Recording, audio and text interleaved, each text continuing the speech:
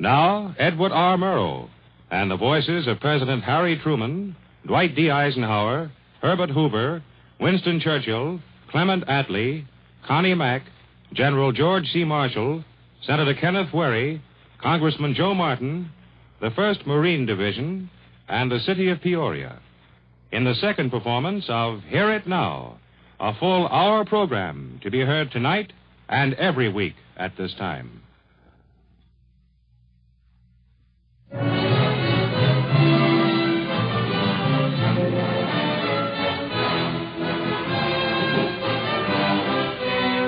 This danger has been created by the rulers of the Soviet Union. It is completely obvious that Secretary Ashton and the State Department, under his leadership, have lost the confidence of the Congress and the American people. Dean Acheson has achieved the confidence of the free peoples of the world.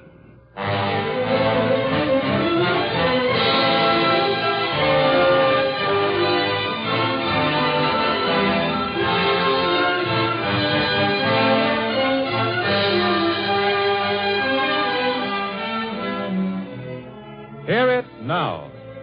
The Columbia Broadcasting System and 173 affiliated radio stations present a document for ear based on the week's news and the men and women who made it. All the voices and sounds you will hear are real and are presented as they were spoken in the heat and confusion of a world in crisis. It is broadcast in the hope that the collection of these scraps of sound into a weekly recorded history may add another dimension to our understanding in the difficult days ahead. Here is the editor of Hear It Now, the distinguished reporter and news analyst, Edward R. Murrow. Time was running out on 1950. The peace, the Cold War, Hung Nam, and the number of shopping days before Christmas. In the sunken pavilion of ice in Rockefeller Center, they skated beneath the third highest Christmas tree in the land. And the music filled the plaza and drifted out between the crowded canyons and out onto Fifth Avenue, where the smell of freshly roasted chestnuts mingled with the scent of stale perfume and wild mink. In Chicago at Marshall Fields and Carson Pirie and Scott, they came close to breaking all Christmas shopping records. In Peoria, Illinois, where it has been snowing for 2 weeks, the throb of excitement was divided between Christmas and the Crack Bradley basketball team. In Los Angeles, quitting time was early, and every night at 4:30, a caravan of shiny convertibles lined the 8-lane Cayuga Pass and choked to traffic going to the ranches in the valley. This was Christmas, 1950. But in New York and Peoria and Hollywood, and all the communities in between, something was missing this year. And if you looked beneath the holly and the wrappings and the lights, you could easily see it was peace on earth. The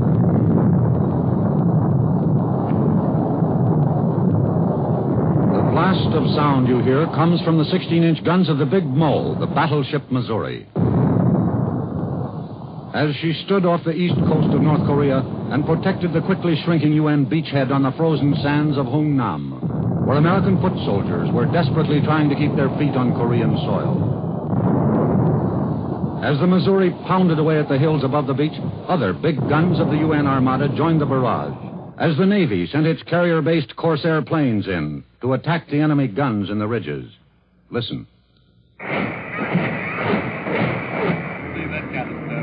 Yeah, what do you think of those Marine Corsairs?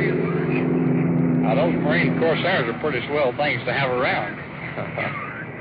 Here comes another one of them down on the other side of that hill. Now, there go 2 rockets. There go 2 more. And there go 2 more. 6, 8 rockets now. He's letting go of the works. Do you see a bomb dropping?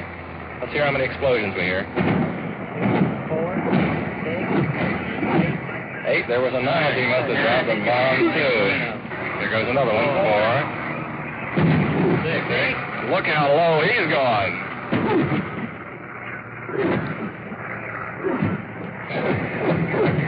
As the Navy's armada of at least 1 battleship and several carriers and cruisers protected our troops on the beach, a fleet of tiny wooden ships protected the battle wagons and the carriers. The minesweepers swept clean for the big boys. Oh, it was a tough cookie to start with. We lost 2 of the boys going in. They're good kids. I can't say too much for them. This is 24 years of service for me. I've seen an awful lot of sailors and an awful lot of officers. But this bunch of boys that man these little wooden ships, They're Iron Men. This is the Iron Man wooden ship Navy. It really is. For 12 days, the beachhead at Hung Nam, exposed to constant enemy attack, has been shrinking. It has been 9 days since correspondents have been allowed to mention 10th Corps evacuations. But on Wednesday, the attacks from the hills seemed to grow less. Our attack from the sea had brought heavy losses to the enemy. On Thursday, the Red Drive, on what was supposed to have been another Dunkirk, stopped completely. If this was to be the lull before the final storm, or if we had finally stopped the enemy, or if this was all a screen for total evacuation, no man could say. But on the wind-swept coast of an Asian peninsula, remnants of the 1st Marines, 2 regiments of the 7th Infantry Division, and a group of British commandos waited for further orders. As they waited and rested after the long, cold, exhausting march from the Changjin Reservoir to Koto and Ham Hung and Hung Nam, they told the story of their ordeal by fire and frostbite. You lay over there in the holes, foxholes, shells coming in on you, killing your best buddies, friends that you've known for a long time. Some people you don't even know their names. There's too many mountains. It's up one mountain, down another one. You fight up one side of one mountain, turn around, you fight down the other side of it. They pull a Vanzai tight on you, push you back again. They're not human. Nobody's human over there. It's 21 below zero. We like to froze. We made a break for it that night. I'm the only one left alive out of it. Call it lucky, anything you want to. It's more than luck. My number just wasn't up. In the London papers of last Tuesday, an advertisement appeared which said, "Merry Christmas from the commandos in Korea." These British commandos had gone into battle late, but had fought side by side with the U.S. Marines, and some of them had been able to walk out of the reservoir area alive. With typical British understatement, one commando major tells the story of the withdrawal and the cold. They were very well laid ambushes. They were the usual business, you know, the hills coming up on either side of the road, and in the dark, it was getting dark in the gloaming, and as we went up, they would lie in the hills either side and wait for you. We had some tanks up in front. Well, they let the tanks through, and then when the infantry and the soft-skinned vehicles followed on, they'd open up on you. And if it wasn't very much opposition, we used to just fire back like mad and go through the thing. But occasionally there was a lot of opposition. One had to stop and fight back, and every now and again they chopped the convoy up a little bit more. And how does the major feel about the Chinese Red as a soldier? Well, that's a big question, isn't it? I think they're trained after a fashion, and they are not really enthusiastic. I think they're being forced on to do this thing. I think they're good infantrymen, merely because they're tough people. Yeah. I think there's a hell of a lot of them, which is the main thing. Their attacks go in the same way. You always get a bugle call followed by a whistle, another whistle, another whistle, and they come in waves. And from interrogations and things, one discovers that they, from prisoners, that they just form up in lines of companies and come in a straight line, one after the other, with a couple of boys in black with pistols right at the back, persuading those who are not so keen on. Some political commissars, I think. What do you think of the shoe pack? They're all right to stand around in. They're bloody awful to walk in. General MacArthur has now added up our casualties in the 16-day action that started as a win-the-war offensive and ended with United Nations troops in quick retreat. We lost 12,000 American casualties, the dead, the wounded, and the missing. The American 2nd Division was hit hardest. They did a big job in the west. In the east, the big casualty list marked the battle of the 1st Marines. But now, the last of them were out. Sergeant Pete Glenn, Abilene, Texas. Squad leader, last squad out. I'm Sergeant Gerald A. Hanson of Arkansas City, Kansas, platoon guide of the last platoon out. PFC Edward F. Liddy, Philadelphia, Pennsylvania. I was a rifleman in the last squad out. PFC Ray Renfro, Pikeville, Kentucky, machine gunner in the last squad out. PFC David C. Gaskin, Langston, South Carolina, fireman, the last squad out. Corporal John A. Ryder, Niagara Falls, New York, fire team leader, the last squad out. PFC Glenn Allen Castor, Milwaukee, Wisconsin, machine gunner, last squad. Here, 7,000 miles away, is the voice of Red China's General Wu at a press conference at the United Nations.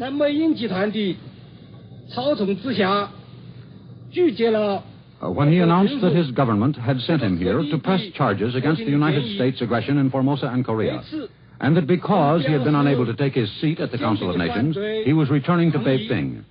Canada's Lester Pearson worked desperately to get him to remain, to try to find a common meeting ground for the ceasefire resolution.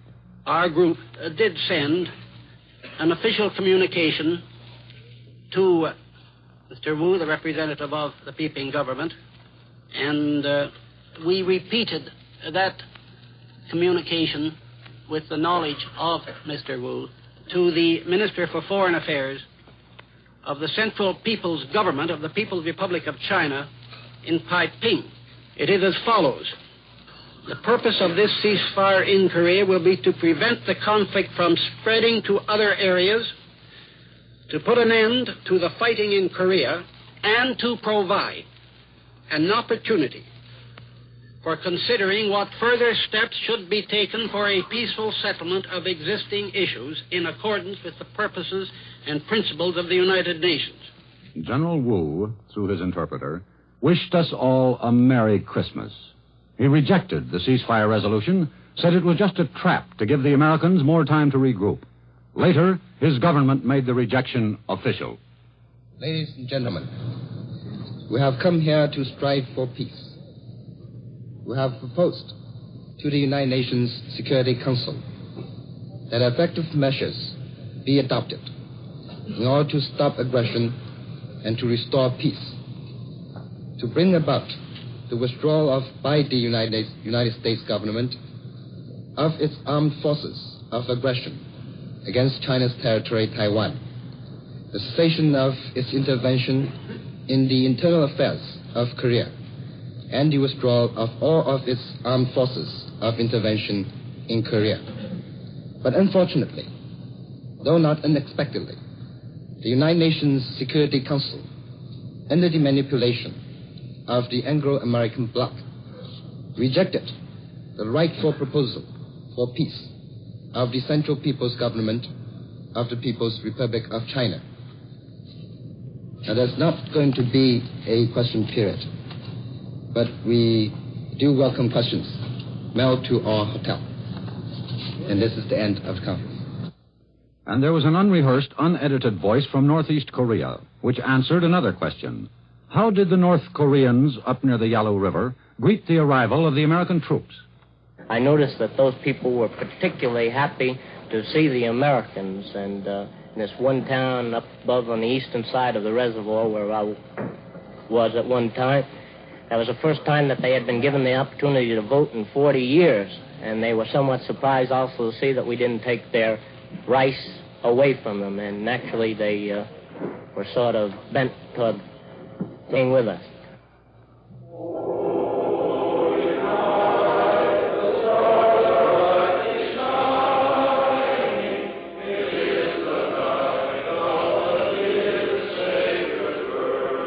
In Korea, war and destruction and death. And on that tiny beachhead, 1,000,000 miles away from Christmas, the resilient GIs remember the day, and with their Korean allies sing Christmas hymns.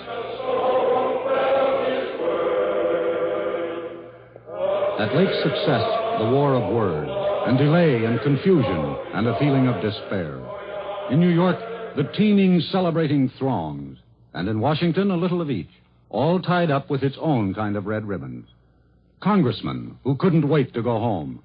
And talk is of politics, plans, and bomb shelters, even among the housewives.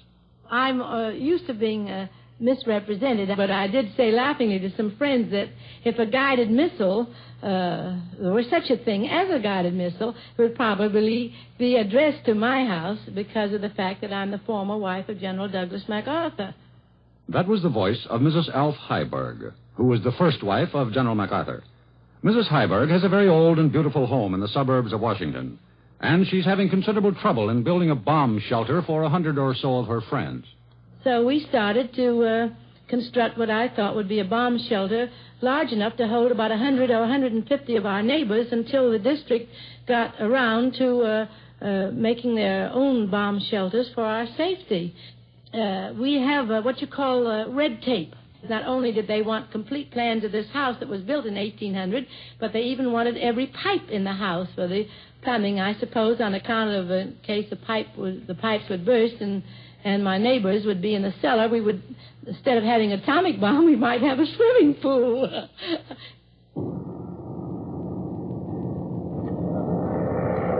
Another resident of Georgetown, Dean Atchison, faced rather more serious problems. The engines you hear are those of the Independence, the President's personal aircraft, as it left Washington Airport carrying the Secretary of State to the North Atlantic Pact meetings in Brussels.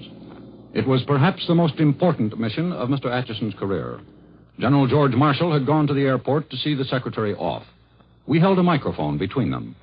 Well, Atchison, you're going on a tremendously important mission. I can't think of any more important in these days of crises. I first wish you a safe flight, and then all of your talents to bring about an agreement that is so important to people of the United States and all of the free world. Thank you very much, General Marshall. I appreciate deeply your coming down to see me off and the words that you've just spoken to me. I shall do my best to build on the foundations which you laid at the last meeting of the Defense Council and which your representative, Mr. Pace, is carrying on tomorrow morning. We hope to be able to bring back an agreement which can be the foundation for the defense of Western Europe. Mr. Atchison had the Godspeed of George Marshall and the President, but he by no means had the unanimous blessings of the politicians. 2 days before Mr. Atchison's departure to conclude the pact for the defense of Western Europe, Minority Leader Joe Martin of Massachusetts presented a resolution to his Republican colleagues in the House. In this critical hour, confidence of the American people in their leadership is essential to our security. It is completely obvious that Secretary Atchison and the State Department under his leadership have lost the confidence of the Congress and the American people and cannot regain it. Recognizing this fact, we earnestly insist, for the good of our country, that Atchison be replaced as Secretary of State and that there be a thorough house cleaning in the State Department and changes in the personnel and policies responsible for this lack of confidence. Senator James Murray of Montana said that Joe Martin was sabotaging Atchison's mission. Dean Atchison has achieved the confidence of the free peoples of the world, as have few of his predecessors and none of his detractors. The acceptance of his resignation would diminish American prestige and alienate our allies. Republican floor leader Kenneth Wherry of Nebraska lashed out at the Secretary. The people last November the 7th spoke emphatically for the removal of Mr. Atchison.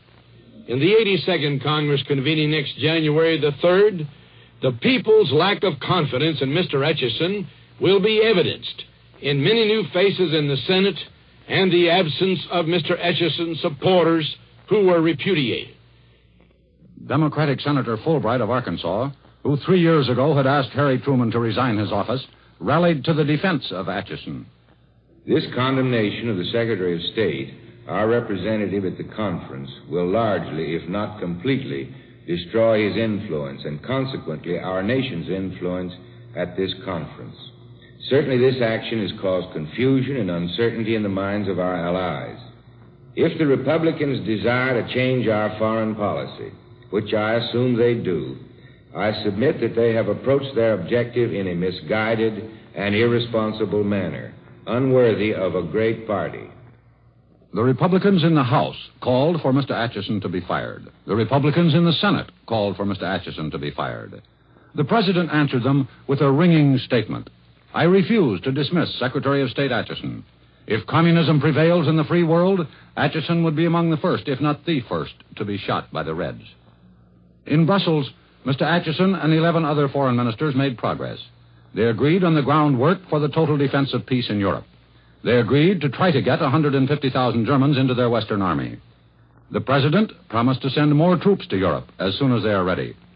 And in response to action by the North Atlantic ministers, Mr. Truman agreed to permit General Dwight D. Eisenhower to take over the top command in Europe. The general was in St. Louis as he heard that his days as a civilian had ended. We, like every other nation, should approach this whole thing from the standpoint of enlightened self-interest. We must think of this thing from the inside out. And if we find that our critical point is in a particular spot, then we have to concentrate our efforts in that region.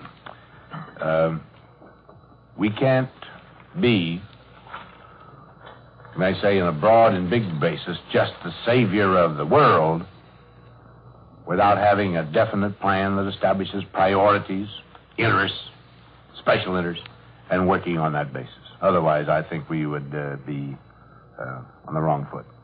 I honestly believe that today, the big word in the American language should be duty for all of us. Not just me, because I happen to be a 60-year-old soldier. I personally and honestly believe that if this world doesn't find some way of preserving the peace, and I do believe that it has to be done by strength on our side, all power in the world, as long as the world respects power, must not be centered in any one corner. But I am sure that if through that strength we don't succeed in preserving peace, it's going to be a tragic thing for our civilization. So far as I'm concerned, gentlemen, don't mind telling you, I am leaving at Columbia certain projects in which wonderful associates of mine and I have worked very, very hard. And you can imagine the disappointment of just stepping out right in the middle of things. Some of them have just now reached fruition. We're just now being translated into the active stage. So I have to walk out from it. Now, of course, the shorter the period I'd have to be away from that kind of thing, the more pleasing it would be to me. But as I've tried to state from the beginning, I'm a soldier. I'm going to do what I'm told. Thank you, General Eisenhower. I hope you have a nice Christmas, General. Thank you very much, ma'am. I hope it doesn't get so bad over there that you fellows will find it necessary to get back in the old uniforms and go like that. I guess we will. And across this great land, a generation of Americans who never had it so good or so bad as when under the command of General Eisenhower suddenly remembered the taste of mess kit aluminum and wondered if they could ever get up at 5:30 in the morning again. And Sergeant Mickey McHugh of Santa Barbara, California, who had been Ike's driver, orderly, and confidant during the crusade in Europe, had his say. I wrote General Eisenhower some time ago that if I were called back into service, I would want to go back with him. Of course, that is if he'd want me. I got to be a master sergeant with General Eisenhower, and every time they gave me another stripe, they gave him another star. As far as I'm concerned, there aren't enough stars in the heavens for the general. We GIs used to call him, when he wasn't around, you understand, our boy. And by gosh, he still is. But Sergeant McHugh's enthusiasm for his old boss's new job was not shared by all the statesmen of our nation. Herbert Clark Hoover. I have received hundreds of requests that I should appraise the present world situation and give to you my conclusions as to our national policies. America's only living ex-president said our action in Europe was an invitation to another Korea. It is clear that the UN cannot mobilize substantial military forces in the world. It is clear that continental Europe has not, in the 3 years of our aid, developed that unity of purpose and that willpower necessary for its own defense. It is clear that our British friends are flirting with appeasement of communist China. It is clear that the United Nations is in a fog of debate and indecision whether to appease or not to appease. Therefore, to warrant our further aid, they should show that they have spiritual strength and unity to avail themselves of their own resources. But it must be far more than pacts and conferences and paper promises and declarations. Today, it must express itself in organized and equipped combat divisions of such huge numbers as would erect a sure dam against this red flood. And that before we land another man or another dollar on their shores.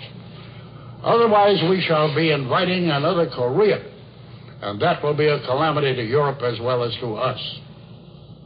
Our policy in this quarter of the world should be confined to a period of watchful waiting without ground military action.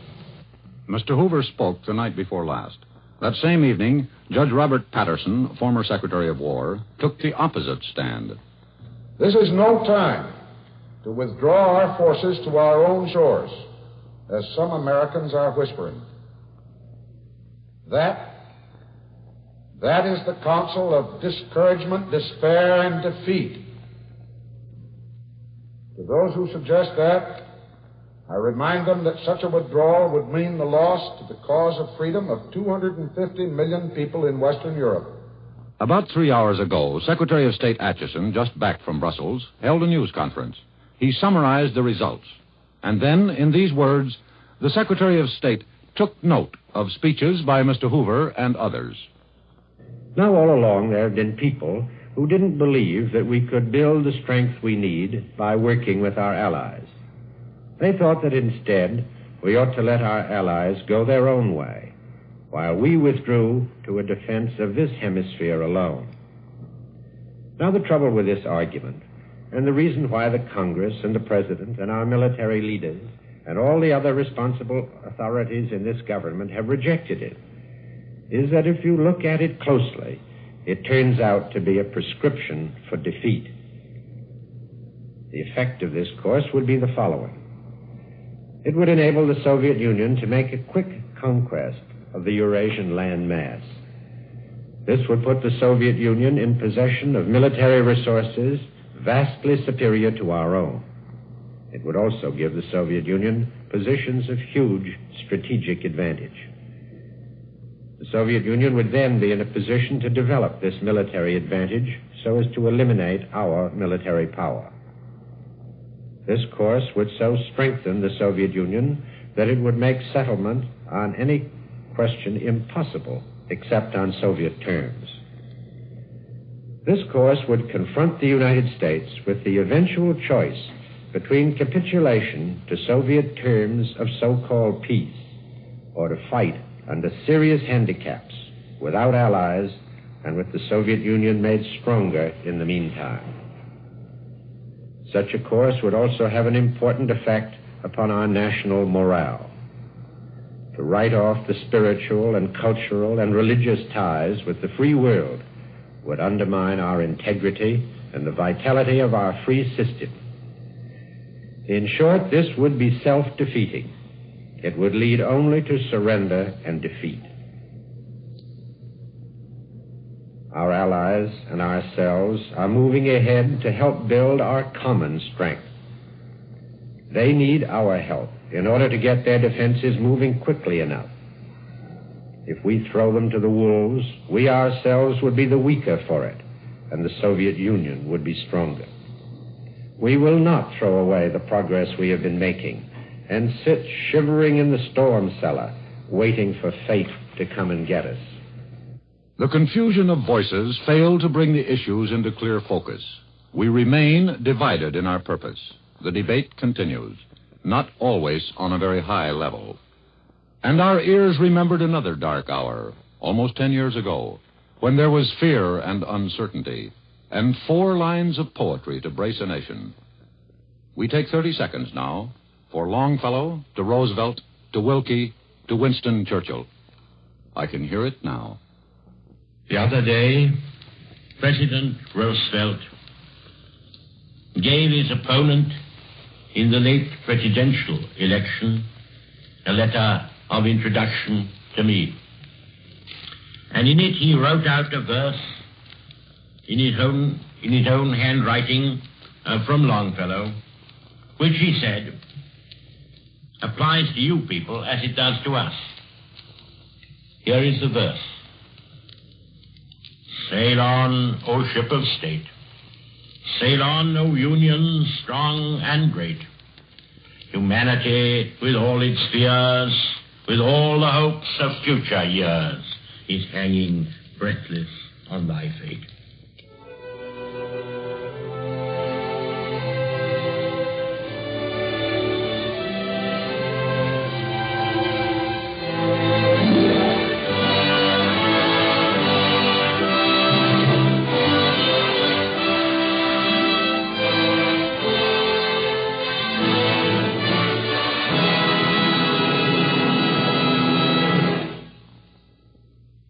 You are listening to Hear It Now, a weekly document for ear, told in the actual recorded voices of the men and women who made the news.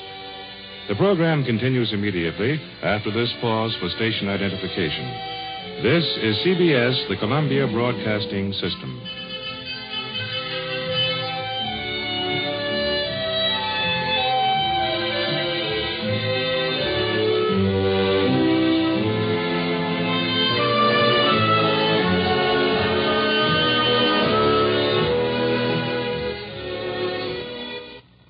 This is Hear It Now, a 60-minute program based on the week's news and told in the actual recorded voices of the men and women who made the news. Now, once again, here is the editor of Hear It Now, Edward R. Murrow. Winter arrived today, and Florida froze. Santa Claus, Indiana, complained too much snow was hurting business. Santa Fe's mock air raid was a flop. People were too busy with their Christmas shopping. The British Medical Journal said, keep up the customs of merry England. Take a little nip on Christmas. It'll do you good. In Wales, an old lady in true Christian spirit poured a bottle of whiskey down the throat of the dying horse, and he immediately revived. Stalin celebrated his 71st birthday, but he got no card from Truman. Judy Garland said she was separated for keeps. Shirley Temple remarried and said, our honeymoon will last forever. A Latvian widow was on her way to Colorado for Christmas, the 200,000th DP to enter this country since the end of the war. In a Covington, Kentucky divorce, the wife got everything but the kitchen sink. A German soccer player was on the sidelines this Christmas, suspended for calling the referee a North Korean. Railroad shares reached 19-year highs, and a Louisiana congressman named Otto Passman estimated we're spending $9.5 million an hour. He's worried we might spend ourselves right out of existence. But Charles E. Wilson, taking the oath as Defense Production Chief, held out new hope for the coming year. As to the situation generally from the country's productive ability, I believe we're in far better condition, and I'm very optimistic, as a matter of fact, about industry, taking it generally, its ability to supply war material and indeed civilian material than was the case in let's say, 41 when I came in the picture last time. I'm very optimistic about industry's ability to perform. Lots of interesting things in the columns this week. Some profound, some pretty puny. Don Hollenbeck reads them all, and he figured one out this way. Without regard to the merits of the case for or against Secretary of State Atchison, it is interesting to note the direction some of the attacks against him have taken. These sometimes seem to be without regard to the merits of the case as well. For instance, a recent comment by the columnist George Sokolsky, whose profundities are syndicated to about 400 newspapers and read by heaven knows how many people.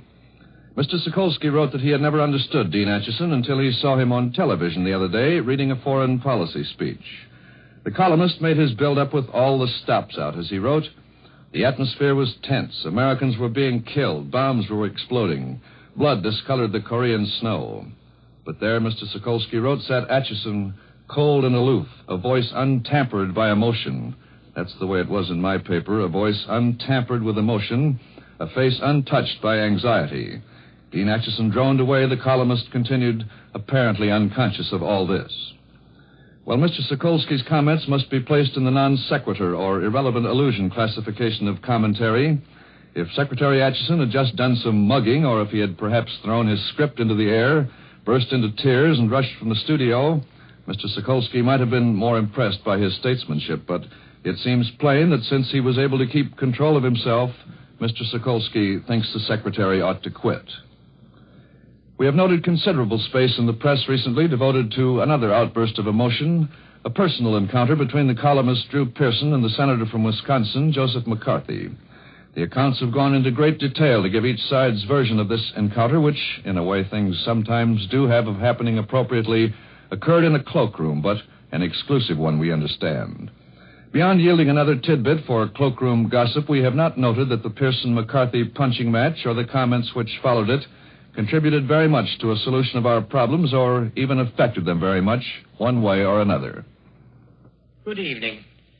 I should like to talk to you for a few minutes about my visit to America. When I returned, I reported at once to the King and then to the Cabinet and Parliament. But I thought you might like me to talk directly and intimately to you. That was British Prime Minister Attlee telling his own people about his meetings with President Truman. A good portion of his report was on the atom bomb. Talking of armaments, I know there's a great deal of anxiety about the atomic bomb. Let me say at once, there's no ground whatever for any apprehension that this weapon will be used lightly or wantonly. But the fact that this weapon exists, and that all know the terrible consequences which would result from its use, is a powerful deterrent to those who might think of breaking the peace of the world. I am certain that the heavy responsibility of a decision as to its use rests, as far as the free peoples are concerned, in the hands of men who share to the full the humane feelings which have been expressed in so many messages to me from men and women on both sides of the Atlantic. The British people may have gained some comfort from Attlee's prediction that we would not use the bomb without consultation. They were also told that Marshall Plan aid for Britain was officially ended, but they would have to pay a price for it. The British meat ration would be cut by 50%, a total of 14 cents worth of fresh meat per person per week, plus 2 cents worth of corned beef. But austerity and short rations are 12 years old in Britain. Well, we never see steak in my home. We get so little steak for the money ration, it's of no use to me. That's why I'm glad of one thing, that our meat ration is our only ration food governed by the price. And it means I can buy all the cheap cuts, like breast of lamb, chopped meat, and the bones. That lets me feed the family on soups and stews containing lots of vegetables, macaroni, and beans. That was Rose Buckner, a London housewife. Age not given. Now, here is the voice of a Marietta, Georgia lady. Age given, 87. Mrs. James Longstreet, wife of Robert E. Lee's good right arm, General Longstreet.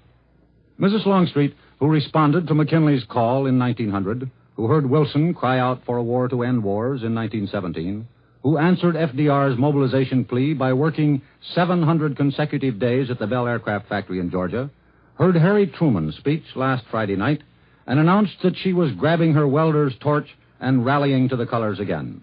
Helen Dortch Longstreet. I'm a young old woman, past 70, who aided in building bombers in the bomber plant at Marietta, Georgia, from which bombs were dropped over Hiroshima that ended World War II. Every citizen of our United States will give President Truman wholehearted support. But Mrs. Longstreet wasn't the only veteran still going to the wars. In Philadelphia, Cornelius McGillicuddy, Connie Mack, who celebrates his 88th birthday tomorrow, said that Happy Chandler had got a raw deal, and that Mr. Mack was not through with baseball by any means. I will travel with the team as much as possible, and all of the circuit I'm going to make, I won't be able to say a word about how the team is doing. I'm not going to sit in the dugout. I will sit in the grandstand. I will not interfere in any way with Jimmy Dykes. I am sure of that. And at Buckingham Palace this week, the King of England danced with palace servants at their annual ball. The Rose Bowl Association announced that a Korean combat veteran would take General Eisenhower's place at the Tournament of Roses on New Year's Day. The Veep said he was fully recovered and felt as good as Clark Gable and Dean Acheson looked. Cole Porter brought a new show into New York. So far, neither a hit nor a flop. And the man of the week was a man in a red suit with a white beard. Well, Judy is your name, huh? That's a very pretty name. Now then, what would you like for Christmas? The big and wonderful performance of the week was by Santa Claus. And Abe Burrows, that indestructible juvenile, was in the front row. What a guy, that Santa Claus. He's still the greatest, and he works to the toughest audience in the world. Kids. Little children who study him carefully and lovingly, never taking their eyes off him. Well, I went to see him again the other day, and I would like to report that he's just as wonderful as ever. I dropped in first at Macy's, and there he was on a glittering throne. Seemed a little different than he used to be. Not quite as loud, not quite as jolly, not so many ho-ho-ho-hos, you know. And he wasn't quite as big as I remembered him. But maybe that's because I've grown taller. He was quite gentle, but still he had that nice, reassuring, fatherly firmness. Here, you can listen. Well, hello, little girl. You better come up here. You're kind of little. Come on up on Santa Claus's lap, huh? Now, look at me, dear. Look right at Santa Claus. Now, what would you like for Christmas? Toys. Oh, what, dear? An accordion. An accordion? Yes. Oh, dear me. Can you play accordion? Really? Already, you mean you can play? I've played on my brother's. Well, isn't that mine? You gonna practice real hard? Okay, we'll see if we can't get you an accordion. Are you sure you've been a good girl now? Yes. Real sure? Okay, sweetheart. He talked to thousands of children. Every hour sleigh bells ring, and Santa Claus would say, "Well, I've got to go feed my reindeer." And he'd step out, and a moment later he would appear on another throne. Looked a little different each time he did that, but I guess that's because he was rested. Well, then I went over to Gimbel's, and Gimbel's Santa Claus sounded a bit louder. This was because one of his little helpers had put a small microphone in his beard so everyone could hear him. Then I walked down to the street, and there was Santa Claus again.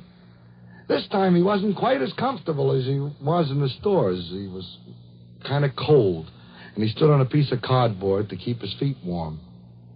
Now, out on the street he was still very friendly, but, well, maybe it was the cold. Santa Claus didn't want people to touch his beard. Sir, don't touch my beard now. No, sir. Keep your hands off. I don't want nobody to touch my beard. I'm sorry, Santa Claus. You know, we even visited Santa all the way out in Peoria, Illinois. You know, there are good little boys and girls in Peoria, too. And being in Peoria seemed to make Santa a lot gayer. He sounded something like this. Well, Judy, what else would you like for Christmas? I want a doll, Santa Claus. A doll? Well, what kind of a doll would you like? Well, it's one of the new kinds of things. All kinds of... I see. All right. Yes, all right, Judy. Old Santa will see what he can do for you. Oh, he's a great man, Santa Claus is, and I hope he gets to visit all of you on Christmas Eve. You'll know it when he gets there. You'll get a kind of quick, happy feeling. There'll be lots of smiles. And then you may even hear a fella saying... Now, just a minute, children.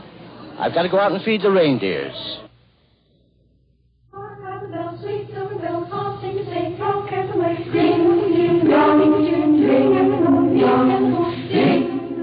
music you hear is from the folks of Peoria, in Peoria County, Illinois. Each week on Hear It Now, we hope to do a close-up, sometimes of a man or woman, sometimes of an issue. And tonight, we lend an ear to a city as it faces the challenge of mobilization. This, then, is Peoria, Illinois. Population, 125,000. Principal industries, Caterpillar Tractors and the Hiram Walker Distillery. Surrounded by rich, flat farmland. A Republican city with a Democratic mayor. Not because Peoria is the greatest town in America, or the richest, or the safest, or the prettiest. It's a good, comfortable city with a fine record. And we want to examine it this 51st week of 1950 as it responded to the president's call for mobilization. I'm talking to you tonight about what our country is up against and what we're going to do about it. Our homes, our nation, all the things we believe in are in great danger. This danger has been created by the rulers of the Soviet Union. Last Friday evening, the lights in the homes along Columbia Terrace and Western Avenue burned bright. The movie houses on Main Street were reasonably deserted. The president was reporting on the state of the nation, and the state was bad. Peoria waited and listened, and the next day, along with every other American city, reacted. Here is the way Peoria sounded during the next days. Tom O'Connor is an official of the local AF of L Bartenders Union, number 286. I don't think there'll be very much whiskey made after the first year as soon as they get around to it. We'll do the same thing we did in the last war. I guess I got contact with as many people as there is in the city of Peoria, because I'm out in the field all day and hear these people discussing these things, especially in the taverns and also in the luncheon club that I belong to. And I think that the people feels that the government should have went all out and prepared for this situation a long time ago and shouldn't have went into Korea unless they were prepared, or if they're prepared to stay there. That's what I can't understand. If the people on the street could recognize this emergency and the danger that confronted the people of the United States and the rest of democracies, why the people in Washington didn't recognize it? But labor has always went all out, 1,000%, and they'll do it again. It's a crisis, and the trouble is that maybe some of the people don't understand what this crisis really means.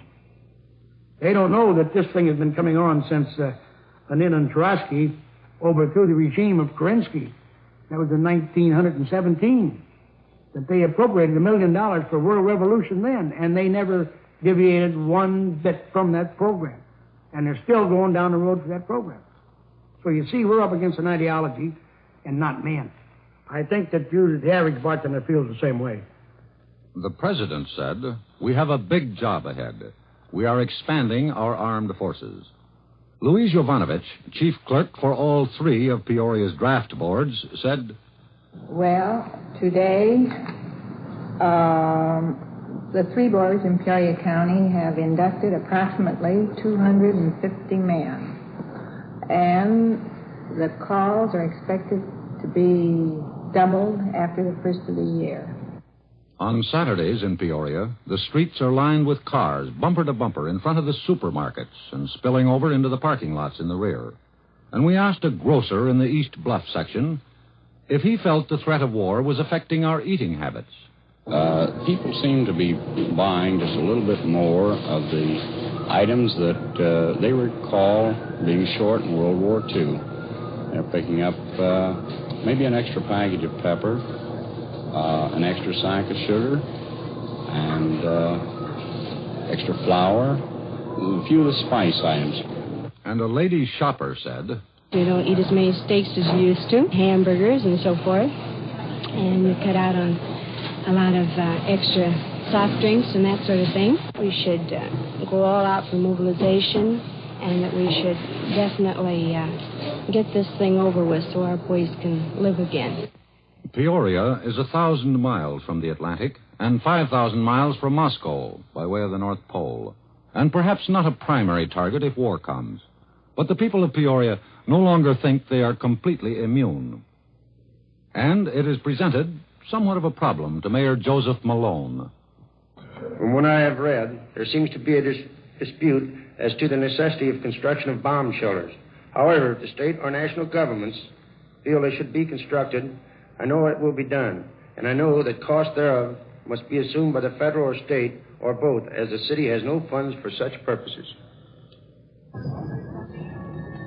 You walk out of the mayor's office and turn right past the Salvation Army band playing on the corner. A little off-key. It was 6 above and snowing. You walk down Fulton Street to busy Washington Street and proceed to Union Depot, where the Peoria and Pekin Union Railroad does its switching. And there you ask railroad man Milo Nelson what he thinks of the president's speech and the emergency. The crisis, or the present situation, has quite disrupted our family connections. My wife at the present time is in California, taking care of my daughter in San Diego, who gave birth to a daughter last Thursday, while the father was on the Philippine Sea in the Korean sector. Naturally, my daughter was quite disrupted due to the fact that she knew that he was in the shooting end of the war, and it gave her quite a bad outlook on the birth of this baby. Naturally, my wife wanted to be there to help her. That means that we won't have any Christmas at our house. That naturally, the family revolves around the mother, and when she's gone, why, there isn't any home there.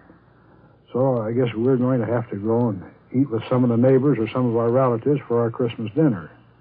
In World War II, Peoria sent more than its quota of young men into the armed forces.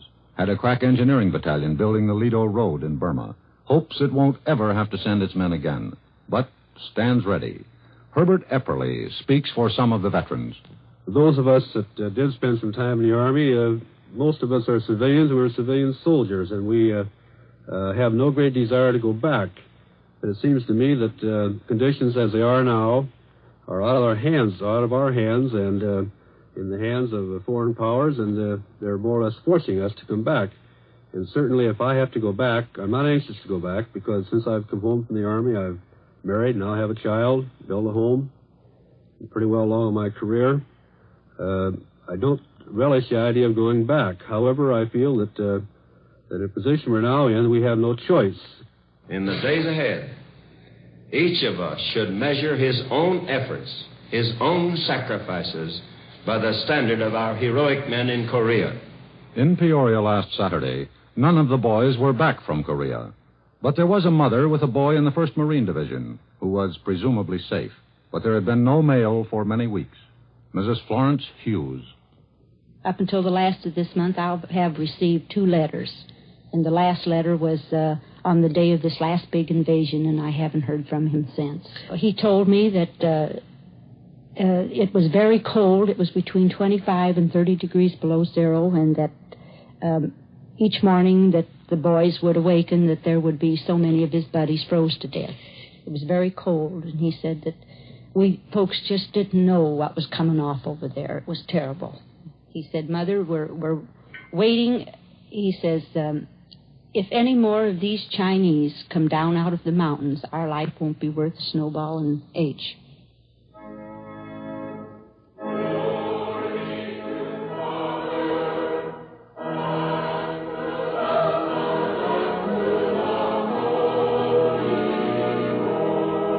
On Sunday morning, you go up Union Hill and out Moss Avenue to the Westminster Presbyterian Church and hear the Reverend William R. O'Neill speak of the crisis and religion. A part of the restlessness and uncertainty all of us feel in this day comes from the fact that the issue has not been clearly drawn. A great sigh of relief would rise if someone in authority would give voice to the conscience of the free world. We have too many tongues crying survival or speaking expediency. What we need is a clear word on this critical issue of the moral differences that exist in the world today. And someone to say, here we stand. Later that afternoon, your ear catches a few random voices in Peoria. Most of us in business do not like to see any more controls than are absolutely necessary. But because of the way the prices have been advancing, I think something definitely has to be done. If our wages would be brought up equal to the increase in the cost of living, I would be perfectly willing to see a wage freeze go into effect. Well, you know, oftentimes the word isolationism has been used trying to want to hurt the person who was an isolationist. I don't think protecting America is isolationism. I think it's just good business. And at the expense of the American public, we've thrown this money away, and still we're isolated. You don't know if you like everything you hear in Peoria. You like the people and the way they talk and work and live and keep their city and love their country. But there is a confusion and bewilderment and a lack of the unity and direction that made Peoria and the rest of the nation great the last time. And you realize that what's wrong with Peoria is wrong with the entire country. And then, on the way to the municipal airport, you turn on the radio, and you hear Phil Gibson reporting the Peoria scene, Monday through Saturday, over WMBD, first in the heart of Illinois. You listen to him. You think of Peoria as a little America. It sort of lifts your heart.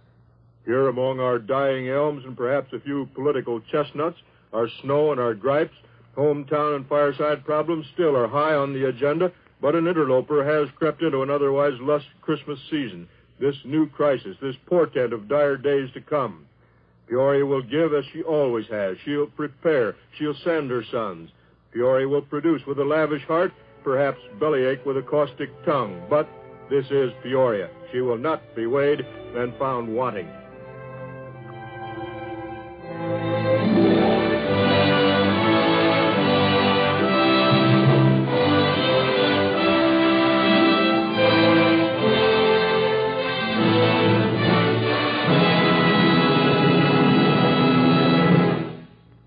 This has been our first week of official national emergency for Peoria and for the rest of us.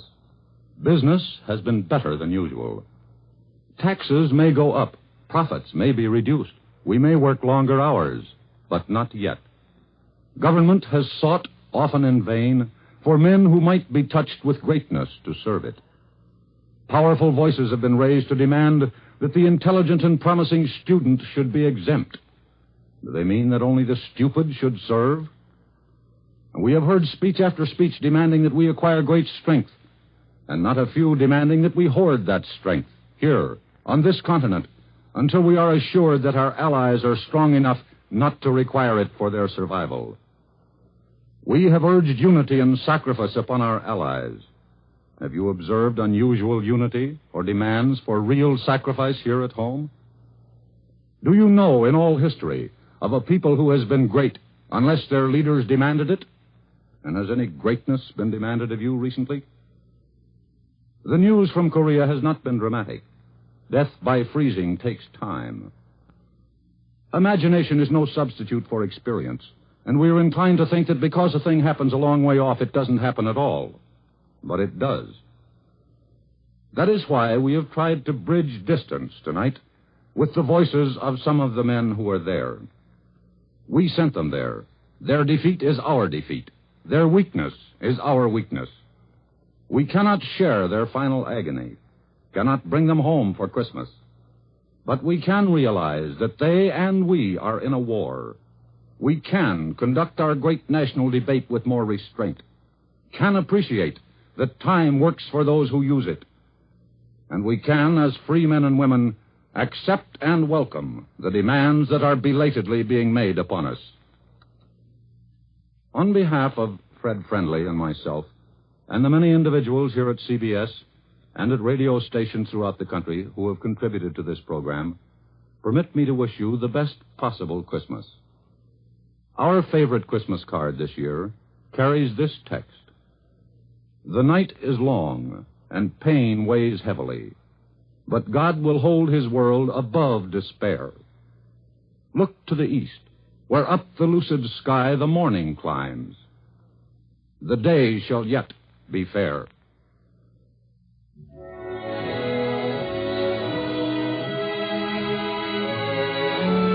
You have just heard the second program in the new CBS series, Hear It Now, a weekly document for ear to be heard every week at this time. All the sounds and voices you heard were real and were recorded in the heat and confusion of a world in crisis. Hear It Now is edited and produced by Mr. Murrow and Fred W. Friendly, with active assistance from Joseph Wirschbar. All combat reports were recorded in Korea by the Armed Forces and CBS correspondents. The Peoria sequence was prepared by station WMBD and Brooks Watson. Other portions originated at New York, WTOP Washington, WCAU Philadelphia, KSDJ San Diego, WGST Atlanta, WWVA Wheeling, West Virginia, KNX Los Angeles, KCBS San Francisco, WBBM Chicago, KIST Santa Barbara, the British Broadcasting Corporation, and United Nations Radio. Theme music is composed by David Diamond.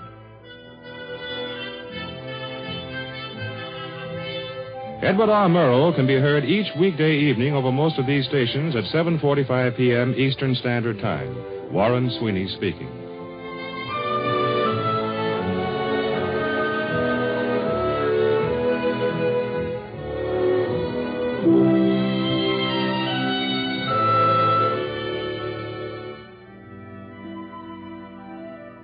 Where does the world stand? Where is it heading as 1951 approaches?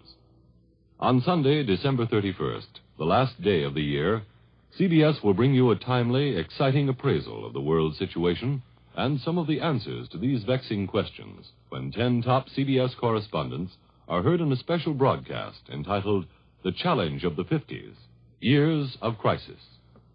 For the past month, these famous CBS reporters have been interviewing world leaders. On Challenge of the 50s, you'll hear on special recordings what these leaders predict and also the views of the correspondents themselves. Edward R. Murrow will be the moderator in this unusual, significant broadcast, Challenge of the 50s, Sunday afternoon, December 31st, on most of these same CBS stations. With shows on the Columbia Broadcasting System.